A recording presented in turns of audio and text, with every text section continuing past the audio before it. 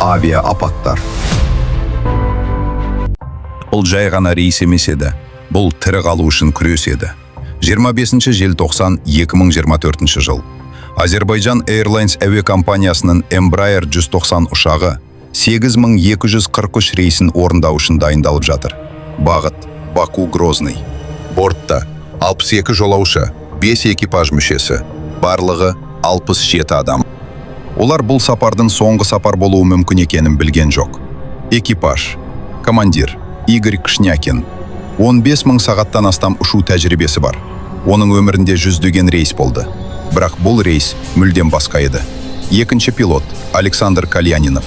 800 сағаттан астам тәжірибе. Бұл жас, бірақ жауапты ұшқыш. Олар бірге команда, ал команда бұл сенім. Грознойдағы ауа райы: жел әлсіз, көріну шамамен 3 километр. Төмен бұлттар 210 метр, кейде көріну 300 метрге дейін төмендейді. Таулар көрінбейді. Қону үшін бұл шекаралық жағдай. Бірақ ережелерге сай ұшуға рұқсат бар. Ұшақ дайындығы: техникалық қызмет ұшақты толық тексереді. Сыртқы тексеру, жүйелерді бақылау, жанармай құю, қысым, оттегі, су барлығы нормада. Сағат 7:20 ұшақ экипажға тапсырылады. Ұшқыштар өз тексерісін бастайды. 30 минуттан кейін ұшақ ұшуға толық дайын. Ұшақ ұшады. Алғашқы минуттар қалыпты. Ұшу жоспары: 12 минут көтерілу, 18 минут тұрақты ұшу, 30 минут төмендеу. Ұшақ 9150 метр биіктікке көтеріледі. Барлығы жоспар бойынша. Бірінші қауіп: ұшақ Грознойға жақындап келеді. Кенеттен 2 GPS жүйесі қатар істен шығады. Бұл авиацияда өте сирек кездеседі. Бір жүйе істен шығуы мүмкін, бірақ екеуі бірден өте қауіпті белгі. Экипаж шешімі: пилоттар бірден түсінеді. Спутник арқылы қону мүмкін емес. Дәлдік жоқ, бағыт қиын. Олар шешім қабылдайды. Ескі әдіспен қону НДБ. Бұл дәл емес жүйе. Биіктікті пилот өзі есептейді. Қателікке орын жоқ. Бірінші қону әрекеті: ұшақ төмендейді. Бұлт өте қалың. Пилоттар жерді көрмейді. Тек құралдар, тек есеп, тек тәжірибе. Командир биіктікке жеткенде жер жоқ. Ол 1 секундта шешім қабылдайды. Қайта айналамыз. Бұл батырлық емес, бұл кәсібилік. Бірақ дәл осындай шешімдер адам өмірін сақтайды. Екінші әрекет: ұшақ қайтадан қонуға келеді. Бұл жолы жағдай одан да қиын. Қашықтық дұрыс көрсетілмейді. Биіктік қате болуы мүмкін. Диспетчер толық ақпарат бермейді. Ұшқыштар соқыр режимде. Бір сәт командир жерді көреді. Сол сәтте қайта жоғалтады. Көрдім, жоқ, жоғалды. Тағы да шешім: қайта айналу. Шешім: бұрылыс нүктесі. 2 сәтсіз әрекеттен кейін командир нақты шешім қабылдайды. Қосалқы аэродромға кетеміз. Баку. Бұл дұрыс, бұл қауіпсіз. Бірақ тағдыр басқа сценарий жазған еді. Ұшақ бұрылып бара жатқанда қатты соққы. 23 секундтан кейін тағы бір. Кабинада дабыл. Сигнал: жүйе істен шықты, қауіп бар.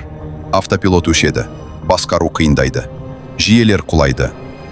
Соққыдан кейін бірнеше секунд ішінде жағдай күрт нашарлайды. Ұшақта 3 гидрожүйе бірден қысым жоғалтады. Элерондар, рульдер қатып қалады. Ұшақ бұрылмайды, көтерілмейді, түспейді. Бұл толық басқаруды жоғалту. Бірақ қозғалтқыштар жұмыс істеп тұр. Бұл олардың жалғыз үміті. Командир тез түсінеді. Тек қозғалтқышпен басқарамыз. Ол екінші пилотқа айтады: қай қозғалтқышты азайтсан, сол жаққа бұрылады.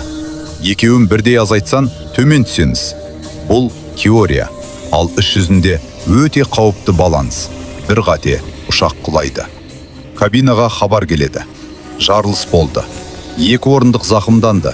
Адамдар орнынан тұрып кетті. Аға бортпроводник Хукума Алиева сол сәтте не істейді? Ол айқайламайды, ол қашпайды. Ол адамдарды орнына отырғызады. Оларды тыныштандырады. Өзі қорқып тұрса да көрсетпейді. Sen işler talimata uygun hareket edin, her şey yaxşı olur. Ama eləsin ağzı durmaq olmaz.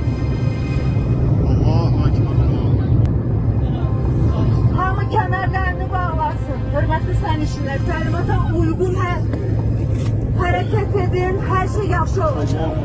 Ama eləsin kəmərini bağlasın. Жолаушылар үшін ол жалғыз трек. Бұл көзге көрінбейтін ерлік. Диспетчермен байланыс. Командир хабарлайды. Бізде басқару жоқ. Жақын аэродром керек. Олар нақты білмейді. Нестен шықты, қаншалықты ауыр. Бірақ олар бір нәрсені біледі. Ұшақты жерге жеткізу керек. Көп ұзамай тағы бір проблема. Кабинада қысым төмендейді. Бұл дегеніміз, адамдар тұншыға бастайды. Оттегі жетіспейді. Пилоттар төмен биіктікке түседі. Жолаушылар дем ала алу үшін. Олар тек ұшақты емес, адамдарды да ойлап отыр. Алғашында минеральные воды, сосын Махачкала. Бірақ жағдай тұрақсыз. Командир тағы бір шешім қабылдайды. Ақтау жақын, сол жаққа барамыз.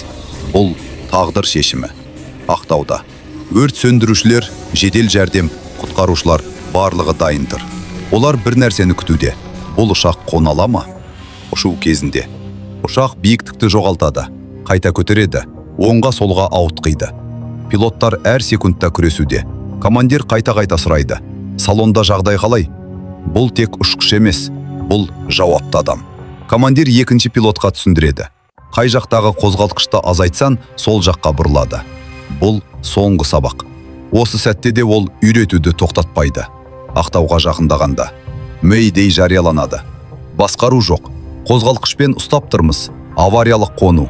Бұл ем жоғары дабыл. 13 километр. Командир ұшақты көреді. Міне, көріп тұрмын. Шасси шығарылады. Закрылкалар ашылады. Ол соңғы шешім қабылдайды. Бір айналып көрейік. Егер мүмкіндік болса, қонамыз. 5 километр қалғанда ұшақ оң жаққа қисаяды. Басқару жоқ. Түзету мүмкін емес.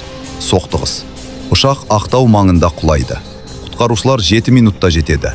Өрт сөндіріледі. Нәтиже: 67 адамның ішінде 39 адам қаза тапты. 28 адам аман қалды. Командир Игорь Кшнякин, екінші пилот Александр Калянинов, аға бортпроводник Хукума Алиева. Олар соңына дейін күресті 1 секундқа да берілмеді. Адамдарды құтқаруға тырысты. Олар ұшақты толық құтқара алмады. Бірақ ондаған адамды тірі қалдырды. Нағыз батырлар. Қорықпайтын адамдар емес. Қорқса да соңына дейін күресетін адамдар. Сол күні олар жерге жете алмады. Бірақ олар үмітті соңына дейін ұстап тұрды. Олар қорықты, бірақ тоқтамады. Бұл 8243 рейсінің шындығы. Бұл авиа апаттар. Мұнда әр секунд шешуші. Бұл оқиға бізге авиациядағы әрбір шешімнің қаншалықты маңызды екенін тағы бір рет еске салады. Осы және басқа да маңызды оқиғалар туралы біліп отыру үшін арнамызға жазылыңыздар. Алдағы уақытта бізді әлі талай тарихи оқиғалар мен талдаулар күтіп тұр. Көріп отырғандарыңызға рахмет.